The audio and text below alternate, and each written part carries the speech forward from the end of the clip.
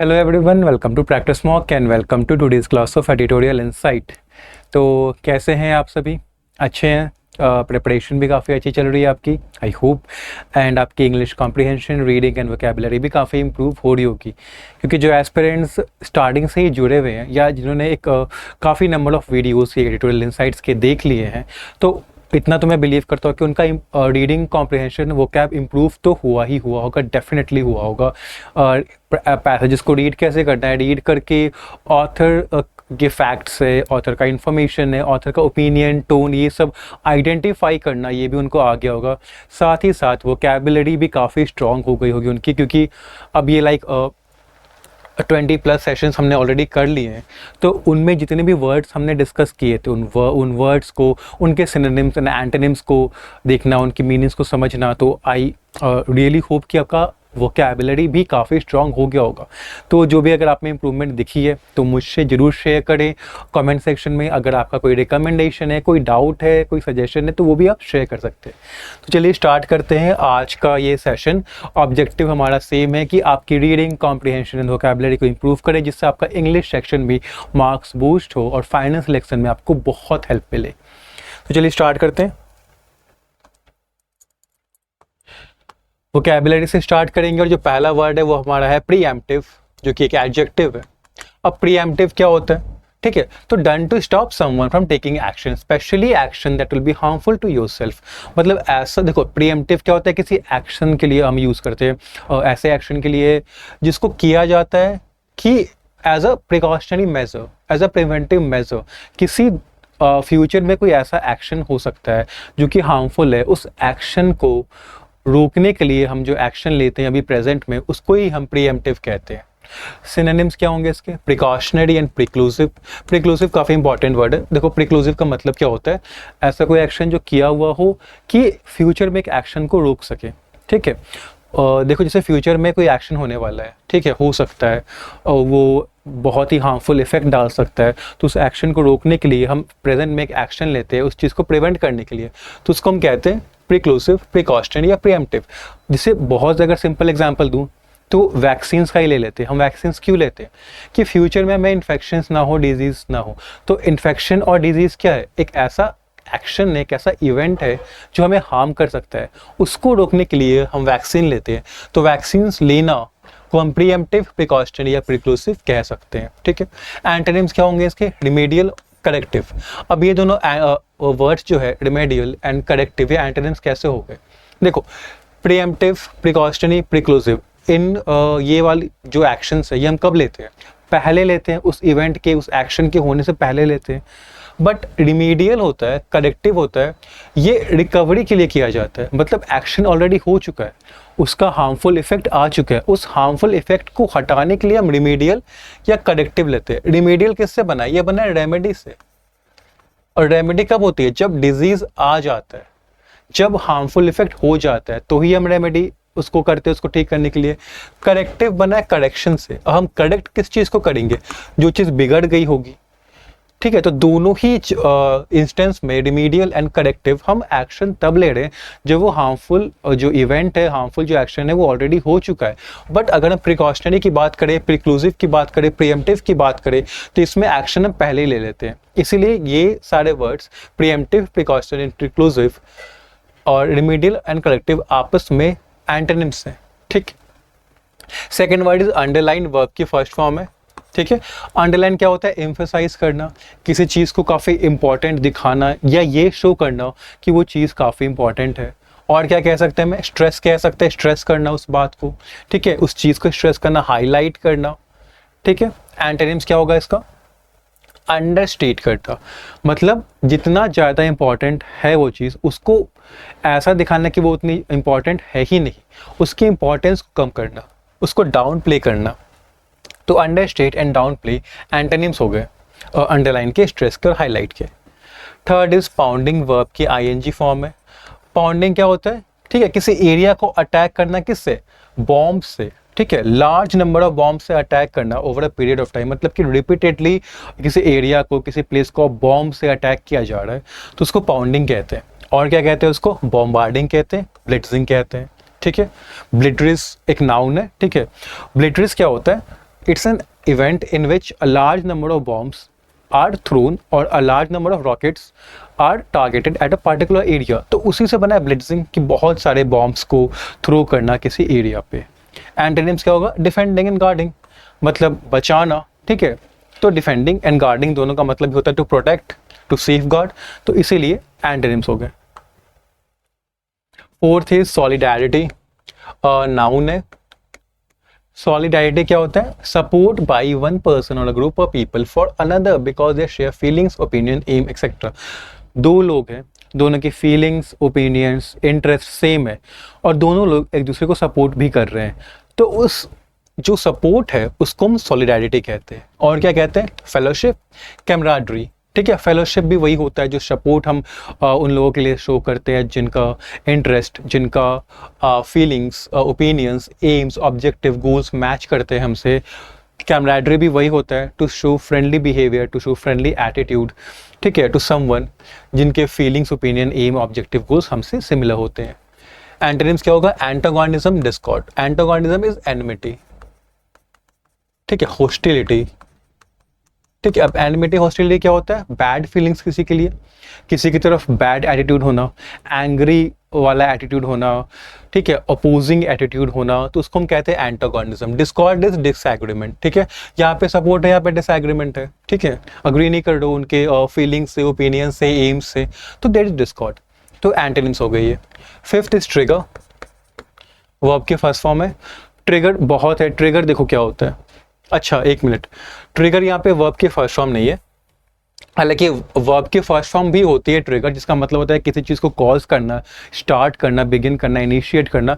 But यहाँ पे यानी कि पैसेज में trigger as a noun use हुआ है, मीनिंग सेम है। अगर वर्ब की तरह यूज़ करो तो किसी चीज़ को स्टार्ट करना, वही नाउन अगर बन गया तो ऐसी कोई चीज़ जो दूसरी चीज़ का कॉज बने, दूसरी चीज़ को स्टार्ट करे, किसी रिएक्शन को और किसी डेवलपमेंट को स्टार्ट कर रही है, कॉज कर रही है, इनिशिएट कर रही है, तो वो उसकी ट्रिगर है। और क्या है? वो स्पार्क है, इंजेंडर है, ठीक है। एंटोनिम्स क्या होगा? एवर्ट एंड थॉट, ठीक है। डेटर, डेटर क्या होता है? बहुत बार हमने पढ़ा है, वर्ब है, ठीक है। अब डेटर किसको कहते हैं? डेटर मतलब डिस्करेज करना, डिसुएड करना, किसी को प्रिवेंट करना, किसी चीज़ को करने से रोकना, उसे डिस्करेज करना, उसको डराना, इस तरह के कुछ डिफिकल्टीज क्रिएट करना कि वो पर्टिकुलर काम ना कर पाए, उसको हम कहते हैं डेटर करना, to prevent someone from doing something. Synonyms क्या है इसके? हिंडर करना, इम्पीड करना, बिल्कुल सिमिलर मीनिंग है इसका। एंटोनिम्स क्या होगा? प्रिसिपिटेट करना, स्टिमुलेट करना। अब देखो प्रिसिपिटेट करना और स्टिमुलेट करना बहुत सिमिलर वर्ड्स हैं और सेम कन्वे करते हैं। प्रेसिपिटेट क्या होता है? किसी चीज़ को बहुत जल्दी करना, किसी चीज़ के प्रोग्रेस को बढ़ाना, उसके पेस को बढ़ाना, स्पीड को बढ़ाना, तो इन एसेंस उसके डेवलपमेंट में हेल्प करना, ठीक है। अगर हम स्टिमुलेट की बात करें तो स्टिमुलेट का भी मतलब वही होता है, किसी चीज़ को, किसी चीज़ के डेवलपमेंट में हेल्प करना, उसको प्रमोट करना, इनकरेज करना, तो उसको कहते हैं स्टिमुलेट। तो दोनों वर्ड्स डेटा के आपके एंटोनिम्स हैं। मेडिएट्स, ठीक है। मेडिएट्स क्या? वर्ब है, वर्ब की कौन सी फॉर्म है? SNES वाली सिंगुलर फॉर्म है, जो singular noun, singular pronoun, in fact singular subject के साथ स्टार्ट होती है। तो मेडिएट्स करना मतलब क्या होता है कि to succeed in finding a solution to a problem between people और ग्रुप्स को डिसएग्री, मतलब दो ग्रुप्स बना हुआ है, दो लोग हैं, डिसएग्री कर रहे हैं आपस में, डिसएग्रीमेंट है, कॉन्फ्लिक्ट है, तो बीच में जाके सॉल्व करने की कोशिश करना, कोई पीसफुल रेजोल्यूशन लाना, सोल्यूशन लाना, उसको कहते हैं मीडिएट करना, ठीक है। इफेक्चुएट भी कहते हैं, नेगोशिएट करना भी कहते हैं। एंटोनिम्स क्या होगा? डिटोरिएट, डिटोरिएट होगा और वर्सन होगा। मतलब यहाँ पे क्या कर रहे हो आप? यहाँ पे चीज़ों को सुधारा नहीं जा रहा है। देखो मीडिएट में, इफेक्चुएट और नेगोशिएट में क्या है? इफेक्चुएट मतलब क्या कि कुछ इफेक्चुएट करना किस सेंस में? कि सॉल्यूशन के सेंस में, कि आप सॉल्यूशन ढूंढ रहे हो, ठीक है, एक रेजोल्यूशन ढूंढ रहे हो, रेमेडी ढूंढ रहे हो उन दो पार्टीज के बीच जिनके बीच डिसएग्रीमेंट, डिस्कॉर्ड हुआ है। नेगोशिएट करना भी उसी सेंस में आता है कि यू आर नेगोशिएटिंग, एक आप एक एग्रीमेंट पे आ रहे हो दोनों के बीच, आप क्या कर रहे हो? तो आप इफेक्चुएट कर रहे हो काइंड ऑफ, ठीक है, हेल्प कर रहे हो उनको एक अग्रीमेंट पे आने पे। बट अगर हम डिटेरियोरेट और वर्जन की बात करें तो यहाँ पे चीज़ों को ख़राब किया जा रहा है, मतलब उनके बीच जो रिलेशन है दो ग्रुप्स और दो या फिर दो लोगों के बीच जो ऑलरेडी ख़राब है, उसको और ख़राब हो रहा है इन्वॉल्वमेंट से। तो इसीलिए हम डिटेरियोरेट और वर्जन को एंटोनिम्स कहेंगे मीडिएट का। 8 इज वाउड, वर्ब की सेकेंड इन थर्ड फॉर्म है। मतलब क्या होता है, प्रॉमिस करना, फॉर्मल प्रॉमिस करना, सीरियस प्रॉमिस करना कि आप कुछ करोगे आगे जाके, ठीक है। सिनोनिम्स क्या होगा, प्लेज करना, सोर करना, ठीक है। एंटोनिम्स क्या होगा, डिनाउंस करना, मतलब कि प्रॉमिस किया आपने पर आप फिर आपने उसको छोड़ दिया, गिव अप कर दिया, ठीक है, नहीं किया उसको कंप्लीट। डेजर्ट कर देना मतलब सेम चीज़ और सेम मीनिंग कन्वे होता है कि डिसाइड किया करने का, प्रॉमिस किया, वाव किया, प्लेज किया, बट फिर छोड़ दिया, नहीं किया, डेजर्ट कर दिया, धोखा दे दिया, बिट्रे कर दिया। तो इसीलिए एंटोनिम्स है ये दोनों वर्ड्स। 9 इज डिसमेंटल, वर्ब की फर्स्ट फॉर्म है डिसमेंटल, मतलब कि किसी ऑर्गेनाइजेशन को, किसी सिस्टम को धीरे धीरे, ग्रेजुअली का मतलब क्या होता है, धीरे धीरे एक ऑर्गेनाइज्ड वे में, मतलब थ्रू स्टेप्स, थ्रू मेजर्स लेके, स्टेप्स लेके, प्लान्ड स्टेप्स लेके और प्लान्ड मेजर्स लेके किसी ऑर्गेनाइजेशन या किसी सिस्टम को धीरे धीरे एंड कर देना, उसको कहते हैं डिसमेंटल करना, ठीक है। एबॉलिश एंड डिसॉल्व सेम होता है, आप डिसॉल्व भी कर सकते हो किसी ऑर्गेनाइजेशन को, मतलब क्या होगा कि आपने उसको एंड कर दिया। एबॉलिश भी कर सकते हो, मतलब कोई सिस्टम है, कोई ऑर्गेनाइजेशन है, तो उसको आपने खत्म कर दिया। एंटोनिम्स क्या होगा, एस्टैब्लिश किया, ठीक है, सेटअप किया आपने, स्टार्ट किया, इंस्टीट्यूट किया, सेम मीनिंग है, स्टार्ट किया, एस्टैब्लिश किया। 10 इज एस्केलेटिंग, वर्ब की आईएनजी फॉर्म है। अब देखो एस्केलेटिंग का क्या मतलब होता है, कोई चीज़ सीरियस है उसको और सीरियस बनाया जा रहा है, कोई चीज़ इंटेंस है काफ़ी, उसको और ज़्यादा इंटेंस बनाना, ठीक है, उसको और ज़्यादा ग्रेड बनाना, या कोई चीज़ खराब है तो उसको वर्स कर देना, उसको कहते हैं एस्केलेट करना। स्पेशली क्राइसिस के कॉन्टेक्स्ट में यूज़ किया जाता है, एस्केलेटिंग द क्राइसिस। मतलब क्राइसिस क्या है, जो ये विपदा पड़ी हुई है, जो खराब सिचुएशन है, वो अगर इतने एरिया में है तो उसको और बढ़ा के इतना एरिया में ले आना, फिर और बढ़ा देना, तो इसको कहते हैं एस्केलेट करना। मतलब उसकी इंटेंसिटी, उसकी फ्रीक्वेंसी और उसकी सेवेरिटी बढ़ रही है, उसको कहते हैं एस्केलेटिंग। और क्या कहते हैं, माउंटिंग भी कहते हैं, काफ़ी इंपॉर्टेंट वर्ड है। माउंटिंग का भी मतलब वही होता है कि कोई चीज़ बढ़ रही है सेवेरिटी में, इंटेंसिटी में। हाइटनिंग मीन्स भी बढ़ रही है, ठीक है। एंटोनिम्स क्या होगा, अबेटिंग एंड वेनिंग, काफ़ी इंपॉर्टेंट वर्ड है। अबेटिंग का मतलब कम होना, वेनिंग का भी मतलब होता है कम होना। किस चीज़ में कम होना, स्ट्रेंथ में, इंटेंसिटी में, सिविरिटी में, ठीक है। कुछ फ्रेजल वर्ब्स है, पहला है कैरी आउट करना, बहुत ईजी है, किसी काम को कंप्लीट करना, किसी काम को करना, कैरी आउट करना। बैक ऑफ, ठीक है, बैक ऑफ मतलब कि किसी काम को ना करने का डिसीजन लेना, पीछे हट जाना। बैक ऑफ मतलब क्या होता है, पीछे हटा, आप काम है आप पीछे हट गए, आपने वो काम नहीं किया। क्यों नहीं किया, क्योंकि एक डिफिकल्ट सिचुएशन में आप खुद को इन्वॉल्व नहीं करना चाहते थे, आप उस डिफिकल्ट सिचुएशन से बचना चाहते थे, तो आपने वो काम करने का डिसीजन, काम नहीं करने का डिसीजन लिया। रैप अप करना मतलब फिनिश करना, कंप्लीट करना किसी चीज़ को। और टेकिंग डाउन, ये टेक डाउन का आईएनजी फॉर्म है, इसका मतलब होता है डिफीट करना या किसी को मार देना, किल करना, ठीक है। तो ये था वोकैबुलरी। अब हम आते हैं आर्टिकल पे। आज का आर्टिकल किस पे, unending war on the multi party war in West Asia, ठीक है। किस पे, अनएंडिंग वॉर पे है, मतलब ऐसी लड़ाई, ऐसा वॉर, युद्ध जो खत्म नहीं हो रहा है, अनएंडिंग है, ठीक है।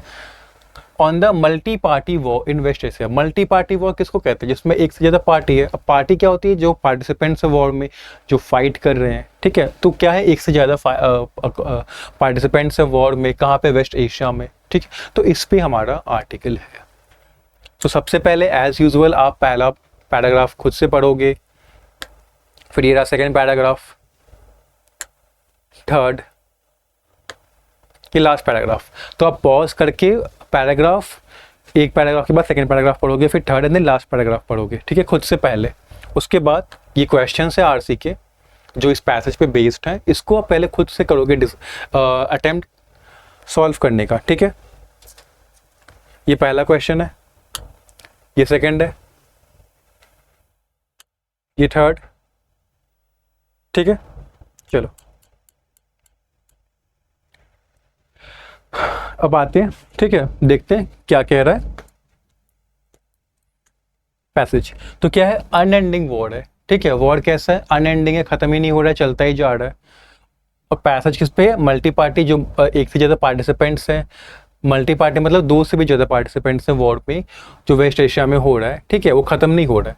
Escalatory risk in West Asia will remain without a cease fire in Gaza. जो एस्केलेटरी रिस्क हैं, रिस्क किसके, एस्केलेटरी नेचर के, मतलब एस्केलेट कर सकते हैं किस चीज़ को, तो जो सिचुएशन बनी हुई है, क्राइसिस बनी हुई है, उसको एस्केलेट, उसको बढ़ा सकते हैं, उसकी सिविरिटी, इंटेंसिटी बढ़ा सकते हैं। कहाँ, वेस्ट एशिया में। तो रिस्क कहाँ पे, वेस्ट एशिया में, और वो रहेंगे, विल रिमेन मतलब आगे भी रहेंगे, without a cease fire in Gaza, without मतलब अगर सीज फायर नहीं होता है गाजा में तो जो रिस्क है वो वॉर के बढ़ने का वेस्ट एशिया में वो बना रहेगा।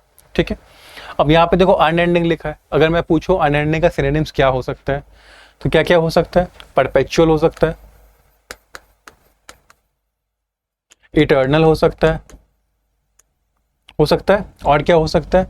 Perpetual, eternal, unending. ठीक है, तो जब भी आप कोई भी पैसेज पढ़ रहे हो, खुद से आर्टिकल पढ़ रहे हो, तो ऐसे वर्ड्स आते होंगे, अनएंडिंग आता होगा। ठीक है, जैसे यहाँ पे और कोई वर्ड है, हाँ, जैसे कि रिस्क आता होगा, तो वहाँ पे ट्राई करो रिमेंबर करने का, रिकॉल करने का कि क्या ऐसे इन वर्ड्स के सिनोनिम्स या सिमिलर मीनिंग वाले और वर्ड्स मुझे याद है, क्या इनके एंटोनिम्स मुझे याद है। तो इससे जो यहाँ पे जो वर्ड्स आपने पहले भी जो सीखे होंगे वो भी आपको मतलब फिर से रिकॉल होते रहेंगे। ठीक है, अब आते हैं पैसेज पे, देखते हैं पैसेज क्या कह रहा है। तो Israel's preemptive strike on Lebanon on August 25, Israel का स्ट्राइक था, अटैक था किस पे? लेबनान पे। कब हुआ? अगस्त 25 को। और अटैक किस नेचर का था? तो प्रीएम्प्टिव स्ट्राइक था, मतलब कि इजराइल चाह रहा था कि जो फ्यूचर में कोई अगर हार्मफुल सिचुएशन है उस सिचुएशन को रोकने के लिए उसने अटैक किया लेबनान पे अगस्त 25 में।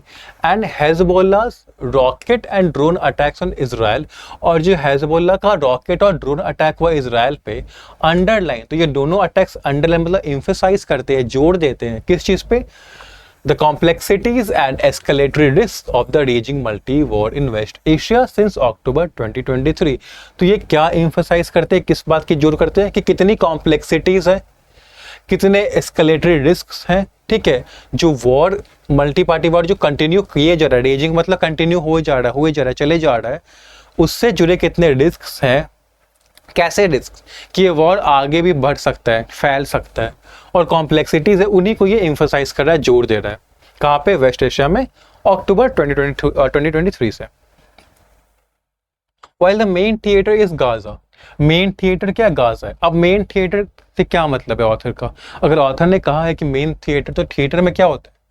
इवेंट होता है, प्ले होता है। ठीक है, जो मेन परफॉर्मेंस होता है वो थिएटर में होता है। तो ऑथर का ये यूज करना कि मेन थिएटर गाजा है, मतलब कि जो वॉर का जो मेजर इवेंट्स है, जो भी मेजर डेवलपमेंट्स हो रहे हैं वॉर के, जो इंपॉर्टेंट इवेंट हो रहे हैं, अगर अटैक्स हो रहे हैं किसी तरह के, तो कहाँ पे हो रहे हैं? वो गाजा में ही हो रहे हैं।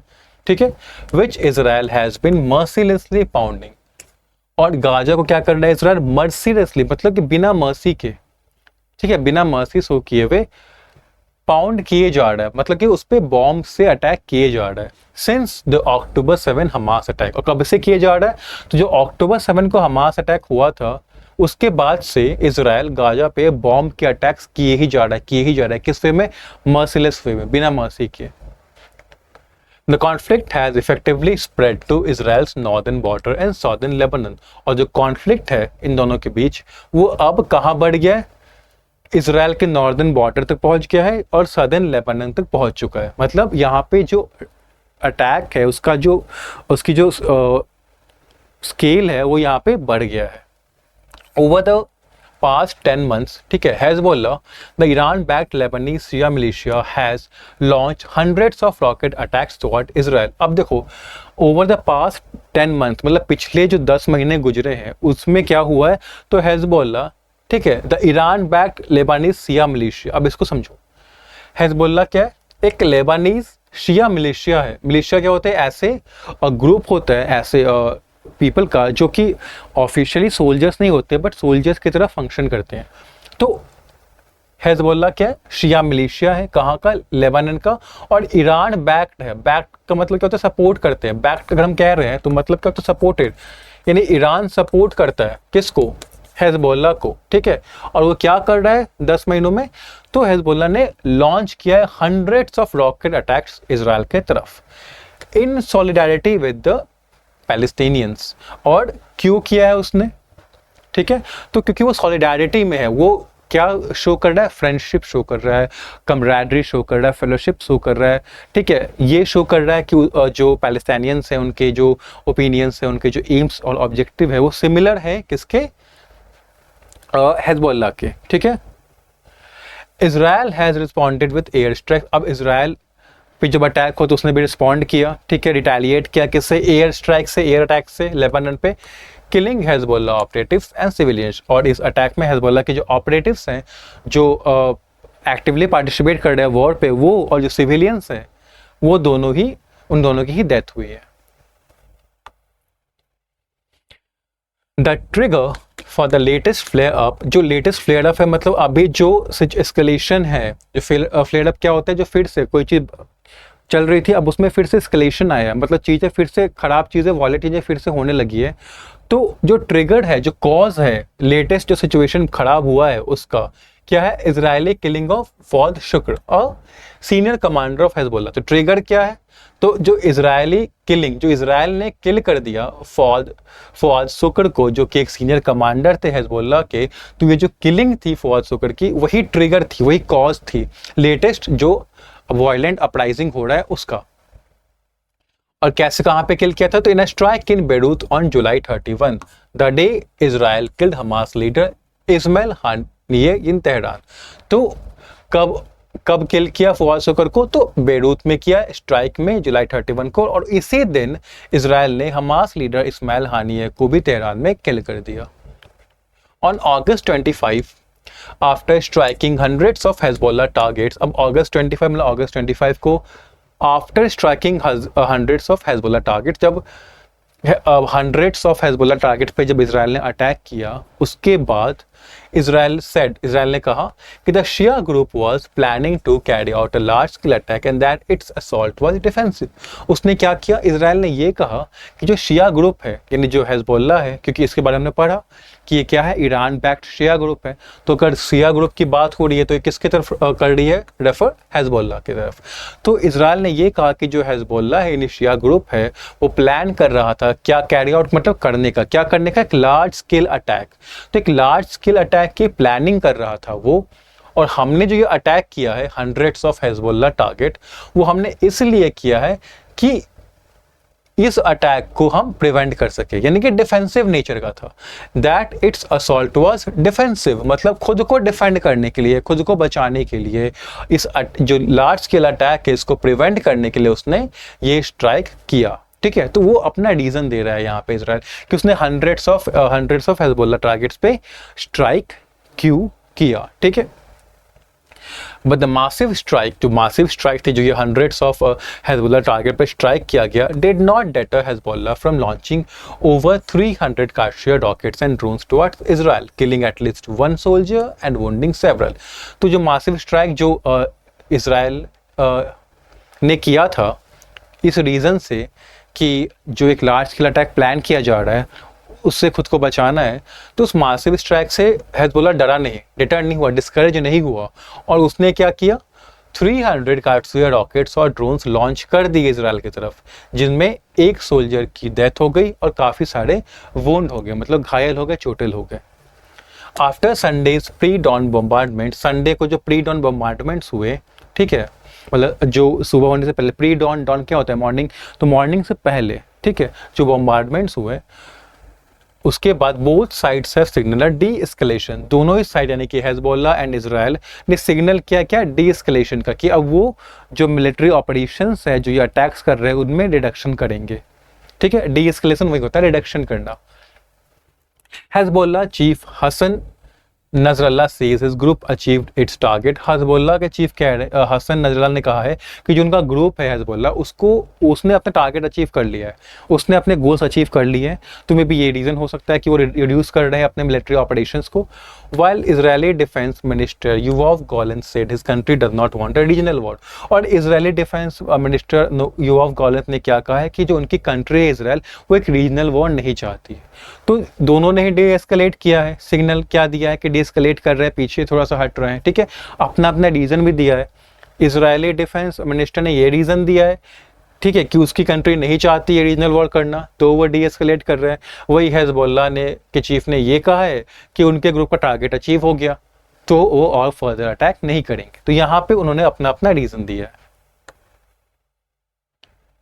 Yet neither side is ready to back off from escalatory cycles, लेकिन दोनों ही हिजबुल्लाह एंड इजराइल वो रेडी नहीं है बैक ऑफ करने की, मतलब पीछे हटने की। एस्केलेटरी साइकिल्स मतलब फिर से कुछ कर देना ऐसा जिससे वॉर बढ़ जाए, तो इससे वो पीछे भी नहीं हट रहे हैं। It is clear that Israel is not in a hurry to wrap up its devastating offensive in Gaza, which has killed over 40,000 Palestinians. अब ये तो क्लियर है कि इसराइल बहुत जल्दबाजी में नहीं है रैप अप मतलब कंप्लीट करने के, फिनिश करने के। क्या फिनिश करने के? जो उसका डिवास्टेटिंग ऑफेंसिव है गाजा में। ऑफेंसिव मतलब ऐसा एक्शन जो अटैक के ऑब्जेक्टिव से लिया जाए। एक होता है डिफेंसिव जो खुद को प्रोटेक्ट करने के लिए होता है, ऑफेंसिव दूसरे को अटैक करने के लिए होता है। तो जो गाजा को अटैक करने का जो एक्शंस ले रहा है इसराइल, ऐसा लग नहीं रहा है कि वो इन अटैक्स को अभी ख़त्म करेगा, ठीक है, जल्दी में है ख़त्म करने के। और इन अटैक्स में क्या हुआ है, तो ओवर यानी कि 40,000 पैलेस्टीनियन से ज़्यादा की डेथ हो चुकी है। The US supports and mediates a cease fire. अब देखो यूएस क्या कर रहा है, वो सपोर्ट भी करता है कि सीज फायर हो, ठीक है, ये रुके, ठीक है, मीडिएट भी कर रहा है, मतलब अपने एफर्ट्स भी डाल रहा है दोनों पार्टी के बीच के सीज फायर हो जाए, ट्राई कर रहा है मीडिएट करने की, ठीक है। But backs Israel's war efforts through defence supplies and diplomatic protection. But उस साथ ही साथ क्या कर रहा है, इसराइल का जो वॉर एफर्ट्स है, मतलब इसराइल जो एफर्ट्स लगा रहा है वॉर को जीतने के लिए, उसमें वो साथ भी दे रहा है उसका, ठीक है। कैसे दे रहा है? डिफेंस सप्लाईज करके, मतलब डिफेंस के जो इक्विपमेंट्स हैं और ऐसे इक्विपमेंट्स जो जिससे इसराइल खुद को डिफेंड कर सके, वो इक्विपमेंट सप्लाई भी कर रहा है। साथ ही उसको डिप्लोमेटिक प्रोटेक्शन भी दे रहा है इसराइल को, ठीक है। तो यहाँ पे क्या कर रहा है, यूएस सपोर्ट तो कर रहा है कि बंद हो जाए, वॉर बंद हो जाए, बट साथ ही साथ तो क्या कर रहा है, इसराइल को सपोर्ट भी कर रहा है वॉर में। Hezbollah says it will not stop attacking Israel as long as the Gaza war continues. Hezbollah कह रहे हैं कि वो तो भाई इसराइल पे अटैक करना नहीं छोड़ेंगे जब तक कि गाजा वॉर चलता रहेगा। By bombing Hezbollah and taking down its commanders, Israel is trying to change the reality on the ground. अब देखो हेजबोल्ला की जो लोकेशंस है उनको बार बार बॉम्ब से अटैक करके और उसके कमांडर्स को मार के इसराइल क्या करना चाह रहा है, तो जो रियलिटी है ग्राउंड पे उसको चेंज करना चाह रहा है, ठीक है। But Hezbollah's continued attacks, which have turned northern Israel into a depopulated falling zone, suggest that this approach is not very successful. लेकिन रियलिटी क्या है? रियलिटी ये है कि हेजबोल्ला का भी जो अटैक है, जो कंटिन्यू है, मतलब होता अभी भी हो रहा है अटैक, उससे जो नॉर्दर्न इसराइल है वो क्या बन गया है, एक डीपॉपुलेटेड फर्लिंग जोन बन गया। मतलब वो एरिया जो नॉर्दर्न इसराइल है उसके सारे लोग वहाँ से चले गए हैं या तो ख़त्म हो गए हैं, मतलब एरिया पूरा डीपॉपुलेट हो गया है, ठीक है। वहाँ पे एक तरह से कह सको जो फर्लिंग जोन है, फर्ल करने का मतलब क्या होता है कि मतलब ऐसे रोल करके रख देना।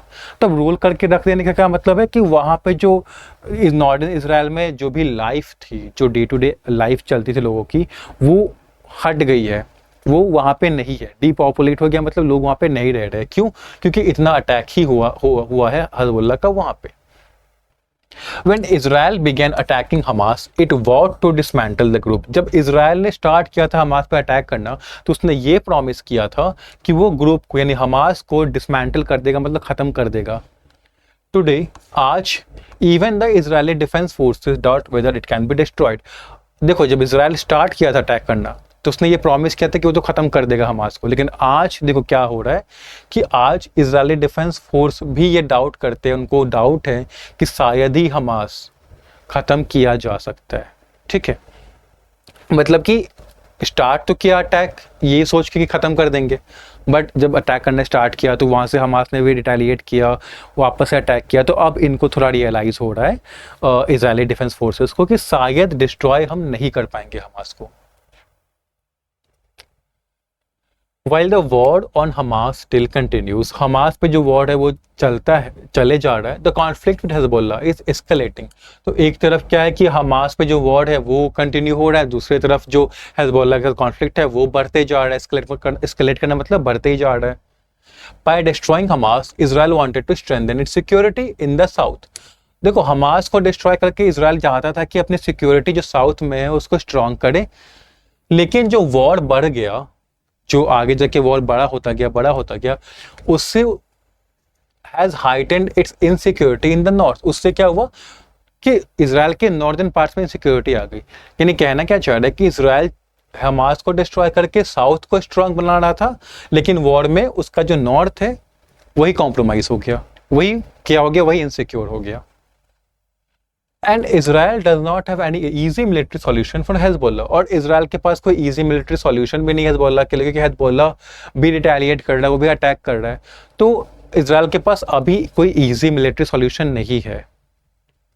As long as the war in Gaza continues, जब तक कि वॉर गाजा में कंटिन्यू करेगा, the path towards a wider regional war will remain open. जो पाथ है किसका, वाइडर रीजनल वॉर का, वो ओपन रहेगा। मतलब जो चांसेस है, पाथ से क्या मतलब यहाँ पे चांसेस है, जो लाइकलीहुड है, ठीक है, कि रीजनल वॉर बड़ा हो जाए, वो चांसेस बने रहेंगे जब तक कि गाजा में वॉर कंटिन्यू होता रहेगा। ठीक है, तो ये था आपका पूरा का पूरा article. Tone informative and analytical है। इंफॉर्मेटिव इसलिए क्योंकि ऑथर ने इंफॉर्मेशन दिया है, और एनालिटिकल इसलिए क्योंकि ऑथर ने सिचुएशन को एनालाइज भी किया है। ऑथर का ये कहना कि, एक मिनट, एनालिटिकल पहले मैं लिख दूं यहाँ पे, ठीक है। ऑथर का ये कहना कि जब तक गाजा में वॉर चलता रहेगा, रीजनल वॉर का जो रिस्क है, जो लाइक्लीहुड बना रहेगा, ये एनालाइज करके ही वो इस कंक्लूजन पे पहुंचे हैं। ठीक है, उसके बाद यहाँ पे भी अगर हम देखें तो this approach is not very successful. ठीक है, ये अप्रोच सक्सेसफुल क्यों नहीं है, क्योंकि एनालाइज किया उन्होंने कि क्या इफेक्ट पड़ा है नॉर्दर्न इजराइल पे इस वॉर का। ठीक है, तो यहाँ पे उन्होंने एनालाइज भी किया है सिचुएशन को, सिर्फ इंफॉर्मेशन नहीं दी है। देखो, अगर इंफॉर्मेटिव कब होता है, जब सिर्फ इंफॉर्मेशन दिया होता है, बट बीच बीच में ऑथर ने अपना ओपिनियन भी दिया है, अपने इंसाइट्स भी दिए, कैसा क्यों हुआ है, इसका क्या ये इफेक्ट पड़ेगा, आगे जाकर क्या होगा। तो एनालिटिकल टोन भी आ गई है। ठीक है, अब आते हैं क्वेश्चंस पे। तो what is the primary reason for Israel's preemptive strike on Lebanon on August 25 as mentioned in the passage. Israel ने जो प्रीएम्प्टिव स्ट्राइक किया था लेबनान में, उसका रीजन क्या था, प्राइमरी रीजन क्या था, to retaliate for Hezbollah rocket and drone attack on Israel. अब देखो, प्रीएम्प्टिव क्या करते हैं, पहले लेते हैं इवेंट के होने से पहले, तो रिटेलिएट वाला ऑप्शन गलत हो जाएगा। क्यों, क्योंकि रिटेलिएट का मतलब ही होता है कि इन रिस्पॉन्स, और आप रिस्पॉन्स कब देते हो, जब इवेंट हो चुका होता है। प्रीएम्प्टिव कब होता है, जब इवेंट होने वाला है। तो ये तो इससे ये हो गया, एलिमिनेट हो गया। To destroy Hezbollah's capability to launch large scale attacks, चलो ये मेंशन हुआ है पैसेज में। टू अवेंज द किलिंग, अब देखो अवेंज भी वही हो गया, ये भी एक तरह का रिस्पॉन्स है, क्योंकि अवेंज का मतलब क्या होता है, टू टेक रिवेंज, रिवेंज ही लेना होता है। रिवेंज कब लेते हो, जब ऑलरेडी हार्म पहुंच चुका होता है। तो ये भी गलत हो गया। To support US efforts to broker a cease fire, US कोई एफर्ट डाल रहा है सीज फायर को इफेक्चुएट करने का, ब्रोकर मतलब कि सीज फायर लाने का, उसको सपोर्ट करने के लिए। तो यूएस अगर सीज फायर वॉर रुकवाना चाह रहा है, तो इजराइल ने स्ट्राइक करके उसको सपोर्ट कर रहा है। ये तो कंटेक्चुअली भी गलत है और पैसेज के अकॉर्डिंग भी गलत है। To dismantle Hamas influence in Lebanon, dismantle करना हमास इन्फ्लुएंस नहीं, ये भी गलत है, क्योंकि पैसेज के अकॉर्डिंग ही गलत है। पैसेज में इजराइल ने यही जस्टिफिकेशन दिया है कि उसने किया था अटैक्स क्योंकि वो लार्ज स्केल अटैक को रोकना चाहता था। ये है ना यहाँ पे देखो, Israel said the Shia group was planning to carry a large scale attack and that its assault was defensive. तो इस large scale attack को वो प्रिवेंट करना चाह रहा था। ठीक है, What does the passage suggest about the effectiveness of Israel's strategy against Hezbollah? Israel की स्ट्रैटेजी तो जो थी वो कितनी इफेक्टिव है, हेजबोल्ला के अगेंस्ट जो इजराइल ने स्ट्रैटेजी बनाई थी कितनी इफेक्टिव थी। तो इसका आंसर कहाँ से मिलेगा आपको, तो यहां से मिलेगा। ठीक है, हाँ, ये देखो, this approach is not very successful. उसने क्या किया था, इजराइल ने क्या किया था कि उसने रियलिटी चेंज करनी चाहिए थी। ठीक है, हिजबुल्लाह पे अटैक कर करके, ठीक है, हिजबुल्लाह को बॉम्ब कर करके और उसके कमांडर्स को किल करके इजराइल चाहता था कि वो रियलिटी चेंज कर दे, ग्राउंड रियलिटी जो है उसको चेंज कर दे, बट ऐसा हुआ नहीं। ठीक है, और नॉर्दर्न इजराइल क्या बन गया, एक डीपॉपुलेटेड फॉलिंग जोन बन गया, मतलब वहां पे लाइफ एकदम से खत्म ही हो गई है। तो अप्रोच कैसा है, सक्सेसफुल नहीं हुआ है उसका। ठीक है, तो यहाँ पे हम वो मार्क करेंगे जहाँ पे सक्सेसफुल नहीं हुआ है। तो सक्सेसफुल हुआ है वो वाला तो हट जाएगा, सक्सेसफुली न्यूट्रलाइज हट गया। Led to the immediate cessation of hostility by Hezbollah, ये भी सक्सेस को ही बता रहा है कि इससे हिजबुल्ला ने बंद कर दिया सारे अटैक्स, तो ये भी सक्सेस बता रहा है। तो सक्सेस तो हुआ ही नहीं है, तो जितने सक्सेस वाले ऑप्शंस हैं वो सारे हट जाएंगे। ठीक है, it has inadvertently increase Hezbollah influence in southern Lebanon, तो पहले सक्सेस वाला हटा देते हैं। ठीक है, ये भी सक्सेस का ही है कि इससे हिजबुल्लाह नेगोशिएट करने आ गया, यानी हिजबुल्लाह चाहने लगा है कि वो पीस लाए, तो यहाँ भी सक्सेस आ रहा है उसका। तो सक्सेस वाले तो हटाने, अब बचा दो, ठीक है। एक तो ये कि इससे हिजबुल्लाह का इन्फ्लुएंस बढ़ गया सदर्न लेबनान में, तो ये तो पैसेज ही मेंशन नहीं कर रहा है ऐसा कुछ, तो ये गलत हो गया। हाँ, इससे नॉर्दर्न इजराइल क्या बन गया, डीपॉपुलेटेड जोन बन गया है, ठीक है, लेकिन हिजबुल्लाह डिटर नहीं हुआ है, तो ये सही है, ये ऑप्शन करेक्ट है, ठीक है। What is the author's perspective on Israel's ability to achieve its military objectives? Author का पर्सपेक्टिव क्या, ऑथर क्या ओपिनियन क्या ऑथर का, किस चीज़ को लेके, इसराइल की जो एबिलिटी है अपनी मिलिट्री ऑब्जेक्टिव्स को अचीव करने के, उसको लेके।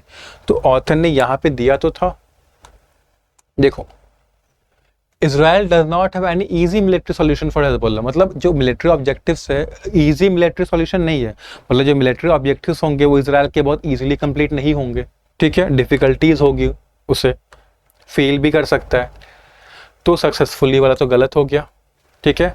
ऑप्टिमिस्टिक भी नहीं है ऑथर, क्योंकि ऑप्टिमिस्टिक होते तो बोलते कि इसराइल के पास काफ़ी चांसेस हैं, बट वो बोल रहे हैं कि ईजी मिलिट्री सॉल्यूशन नहीं है, तो ऑप्टिमिस्टिक नहीं है।